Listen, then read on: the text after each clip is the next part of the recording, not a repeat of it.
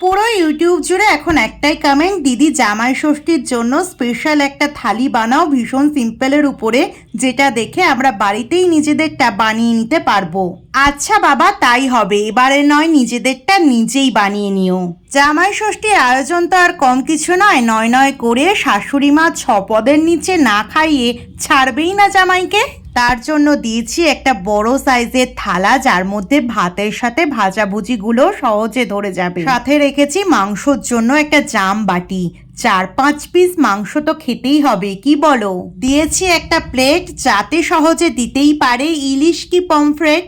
মাছের মাথা দিয়ে ডালের জন্য দিয়েছি একখান বাটি, যা খেয়ে জামাই একেবারে চাটিপটি। পায়েসেরও আছে বই কি, তবে একটু ছোট, জামাইয়ের আবার রোগ আছে গ্যাস অম্বলের মতো। চাটনির বাটি আরো ছোট, জামাই বাবা আর খাবে কত।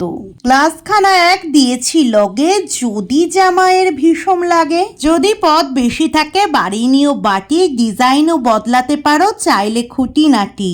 কি হলো তো সিম্পল হিসাব।